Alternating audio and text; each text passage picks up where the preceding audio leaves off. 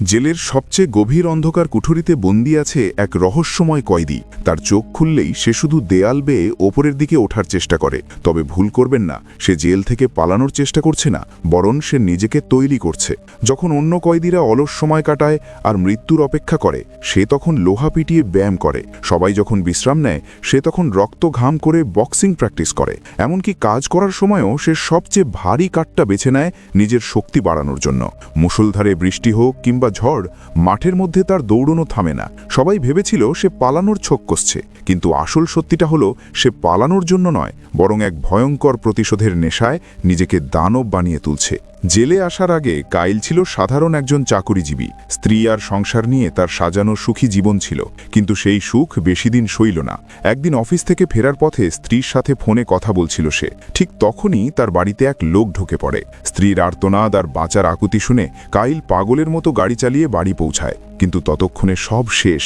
সে দেখে তার স্ত্রী ক্ষতবিক্ষত অবস্থায় ঘরের মেঝেতে পড়ে আছে। কাইল বুঝতে পারে তার স্ত্রীকে অমানুষিক নির্যাতন করে মারা হয়েছে। সে পাগলের মতো খুনিকে ধাওয়া করে ধরে ফেলে এবং পুলিশের হাতে তুলে দেয়। কাইল ভেবেছিল আইন তাকে ন্যায় বিচার দেবে, কিন্তু সে জানত না এই দুনিয়াটা কতটা নোংরা। খুনি ছিল এক প্রভাবশালী ধনকুবেরের ছেলে, যার ক্ষমতার জোরে বিচারক তাকে নির্দোষ ঘোষণা করে।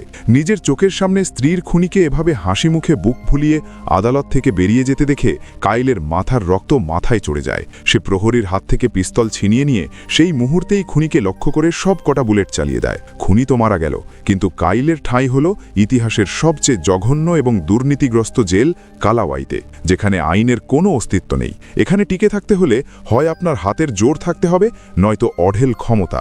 এখানে জেলের ওয়ার্ডেনই সব। তার মেজাজের ওপর নির্ভর করে কার জীবন কেমন কাটবে। জেলে ঢোকার পর নিয়ম অনুযায়ী কয়েদিদের সব কাপড় আর ব্যক্তিগত জিনিস কেড়ে নেওয়া হয়। কাইল তার বিয়ের আংটিটা কিছুতেই দিতে চায়নি। সে মিনতি করেছিল ওটা যেন তার কাছে থাকতে দেওয়া হয়, কিন্তু নির্দয় গার্ড তাকে এক ঘুষি মেরে মাটিতে ফেলে দিয়ে জোর করে আংটিটা কেড়ে নেয়। কাইল রাগে ফুঁসছিল, কিন্তু করার কিছু ছিল না। এই জেলে ম্যাড ডগ নামে এক কয়েদি ছিল, যে দুর্বলদের উপর অত্যাচার করে পৈশাচিক আনন্দ পেত। কাইলের সাথে বিলি নামে এক শান্ত স্বভাবের ছেলে জেলে এসেছিল, যাকে ম্যাড ডগ নিজের লালসার শিকার বানানোর চেষ্টা করে। গার্ডরা বাধা দেওয়ার বদলে বরং তাকে সাহায্য করে, কারণ ম্যাড ডগ তাদের মোটা অঙ্কের টাকা দিত। পরের দিন বিলির ক্ষতবিক্ষত অবস্থা আর ম্যাড ডগের পিশাচের মতো হাসি দেখে কাইল নিজেকে সামলাতে পারে না। সে সরাসরি ম্যাড ডগের উপর চড়াও হয়, কিন্তু ম্যাড ডগ ছিল অনেক শক্তিশালী। মারামারির এক পর্যায়ে গার্ডরা এসে কাইলকেই উল্টো আটকে ফেলে এবং ম্যাড ডগকে ইশারা দেয় তাকে মারার জন্য। এরপর কাইলকে নিয়ে যাওয়া হয় নির্জন এক কুঠুরিতে, যাকে বলা হয় জেলের ভেতরেও এক জেল। সেই কুঠুরি ছিল এক জ্যান্ত নরক। চারদিকে দুর্গন্ধ আর নর্দমার নোংরা জল। খাবারের নামে যা দেওয়া হতো তা জানোয়ারের খাবারও অযোগ্য। কয়েকদিন এই নরকে থাকার পর কাইল মানসিক ও শারীরিকভাবে ভেঙে পড়ে। সে নিজের পোশাক ছিঁড়ে গলায় ফাঁস লাগিয়ে আত্মহত্যার চেষ্টা করে, কিন্তু কাপড়ের মান খারাপ হওয়ায় সে বেঁচে যায়। এরপর সে দেয়ালে মাথা ঠুকে নিজের শেষ করে দিতে চায়। রক্তে ভেসে যাচ্ছিল তার কপাল। জ্ঞান হারিয়ে সে পড়ে থাকে। ঠিক সেই সময় জানালা দিয়ে একটা পতঙ্গ উড়ে আসে এবং তার সামনে ঘুরতে থাকে। সেটা দেখে তার স্ত্রীর কথা মনে পড়ে যায়। এক সময় তারা দুজন মিলে এভাবেই পতঙ্গ ধরত। কাইল মনে মনে ভাবে তার স্ত্রী হয়তো চায় না সে এভাবে মারা যাক। সে যেন ফিরে আসে তার স্ত্রীর হয়ে বিচার নিতে। কাইল আবার ঘুরে দাঁড়ানোর শপথ নেয়। জেল থেকে বের হওয়ার পর গার্ডরা তাকে এক ভয়ঙ্কর সাইকোপ্যাথ খুনির সেলে রাখে, যাতে সে ভয়ে কুঁকড়ে থাকে।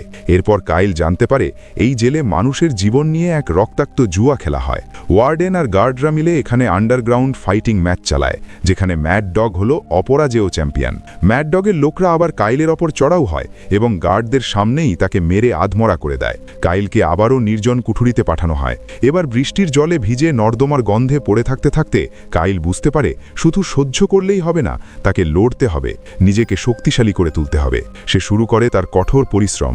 কোনো জিমের সরঞ্জাম ছাড়াই সে দেয়ালে উঠা, ভারী কাঠ টানা আর বৃষ্টির মধ্যে একটানা দৌড়ানো শুরু করে। তার শরীর দিনে দিনে লোহার মতো শক্ত হয়ে ওঠে এবং তার দৃষ্টিতে ফুটে ওঠে খুনের নেশা। কয়েক মাসের হাড় ভাঙা খাটুনি আর কঠোর অনুশীলনের পর কাইল এবার যুদ্ধের জন্য প্রস্তুত। সে যখন রিংয়ে দাঁড়ালো, সামনে ছিল সেই ভয়ঙ্কর ম্যাড ডগ। খেলা শুরু হতেই ম্যাড ডগ কাইলকে লক্ষ্য করে এক মরণ কামড় ঘুষি চালালো। কাইল নিজেকে সামলে নিয়ে পাল্টা আক্রমণ করল এবং এক ঝটকায় ম্যাড ডগকে কাঁধের ওপর দিয়ে আছাড় মারল। কিন্তু ম্যাড ডগ দমে যাওয়ার পাত্র নয়। সে উঠে দাঁড়িয়ে কাইলকে পৈশাচিক শক্তিতে লাথি আর ঘুষি মারতে শুরু করল। এক পর্যায়ে কাইলের অবস্থা এমন হলো যে সে প্রায় জ্ঞান হারিয়ে ফেলছিল। ঠিক সেই মুহূর্তে কাইল তার জীবনের সবটুকু শক্তি সঞ্চয় করে ম্যাড ডগের ওপর ঝাঁপিয়ে পড়ল এবং সরাসরি তার ঘাড় কামড়ে ধরল। সবাই যখন তাকে টেনে সরালো ততক্ষণে ম্যাড ডগের শরীর থেকে রক্তের গঙ্গা বয়ে যাচ্ছে। কাইলের সেই গগনবিদারী চিৎকার শুনে পুরো জেলখানা থমকে গেল।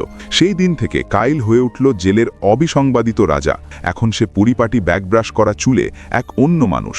যে একসময় হিংসার বিরুদ্ধে ছিল, আজ সে নিজেই সেই হিংসার চূড়ায় বসে আছে। কাইল যখন ক্ষমতার লোভে অন্ধ, তখন তার বন্ধু বিলি শুধু একটাই স্বপ্ন দেখছিল, জেল থেকে পালানো। সে বারবার পালানোর চেষ্টা করত, আর প্রতিবারই গার্ডদের হাতে ধরা খেয়ে আধমরা হয়ে ফিরত। শেষবার সে যখন চাবি চুরি করে পালানোর একদম দ্বারপ্রান্তে, তখনই গার্ডরা তাকে ধরে ফেলে এবং শাস্তি হিসেবে তাকে এক বিশাল দেহী কয়েদির সেলে পাঠিয়ে দেয়। কাইল যখন বিলিকে শেষবার দেখল, তখন তার চেনার উপায় ছিল না। অমানুষিক অত্যাচারে ধুঁকতে ধুঁকতে বিলি শেষ নিঃশ্বাস ত্যাগ করল। বিলির মৃত্যু কাইলের চোখ খুলে দিল। সে বুঝতে পারল শুধু মারামারি করে জিতলে সেটা আসল জয় নয়। এরপর সে যখন আবার রিংয়ে নামল, প্রতিপক্ষ ছিল বিলির খুনি সেই দানব। কিন্তু এবার কাইল হাত তুলল না। প্রতিপক্ষ তাকে মেরেই যাচ্ছিল, কিন্তু সে স্থির হয়ে দাঁড়িয়ে রইল। কাইলের এই নীরব প্রতিবাদ দেখে ওয়ার্ডেন ভয় পেয়ে গেল, কারণ এতে তার জুয়ার ব্যবসায় লালবাতি জ্বলে উঠল। রাগে অন্ধ হয়ে ওয়ার্ডেন কাইলকে রোদে বৃষ্টিতে চত্বরের মাঝে বেঁধে রাখল। কিন্তু কাইলের এই ত্যাগের মহিমা অন্য কয়েদিদের মনে বিদ্রোহের আগুন জ্বালিয়ে দিল। তারা বুঝতে পারল কেন তারা নিজেদের মধ্যে মারামারি করে এই নরপিশাচ ওয়ার্ডেনকে ধনী করছে। সারা জেলখানায় এক অদ্ভুত নীরবতা নেমে এলো। সবাই মারামারি করা বন্ধ করে দিল। কাইল একা নিজের জীবন বাজি রেখে পুরো জেলের শান্তি ফিরিয়ে আনল। ওয়ার্ডেন দেখল কাইলকে এভাবে দমানো যাবে না, তাই সে এক বিশাল আকৃতির অমানুষিক দানবকে রিংয়ে নামালো, কাইলকে চিরতলে শেষ করে দিতে। সেই দানবটি কাইলকে তুলোধনা করতে শুরু করল। কিন্তু হঠাৎ কাইল লক্ষ্য করল, নির্জন কুঠরিতে থাকার সময় পাশের রুম থেকে যে বিশেষ শব্দ সে শুনত, এই দানবটি ঠিক সেই শব্দই করছে। কাইল বুঝতে পারল এই সেই অদৃশ্য বন্ধু যে অন্ধকারে তাকে সঙ্গী দিয়েছিল।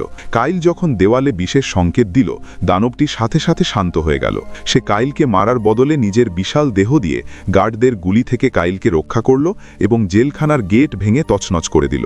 শুরু হলো বিশাল এক দাঙ্গা। এই বিশৃঙ্খলার মাঝে কাইল তার রুমমেট ওল্ড ব্ল্যাকের কাছে ছুটে গেল। ওল্ড ব্ল্যাক তাকে একটি ডায়েরি দিল, যেখানে ওয়ার্ডেনের সব অপকর্মের প্রমাণ ছিল। ওল্ড ব্ল্যাক কাইলকে পালানোর পথ বাতলে দিল এবং বলল এটাই তার শেষ সুযোগ। কাইল শেষবারের মতো বিলির খুনির মুখোমুখি হল এবং তাকে মাটির সাথে মিশিয়ে দিয়ে তার প্রতিশোধ পূর্ণ করল। এরপর জেল থেকে বের হওয়ার পথে সে তার স্ত্রীর সেই আংটিটি গার্ডের কাছ থেকে কেড়ে নিল। ওয়ার্ডেনের নিজের গাড়ি নিয়েই কাইল সেই নরক থেকে চিরতরে বেরিয়ে গেল। আর অন্যদিকে ওল্ড ব্ল্যাক ওয়ার্ডেনকে ধরে তার সবকটি দাঁত উপড়ে নিয়ে তাকে পৈশাচিক শাস্তির স্বাদ আস্বাদন করালো। এভাবেই এক সাধারণ মানুষের অসাধারণ প্রতিশোধ আর ত্যাগের গল্প শেষ হলো।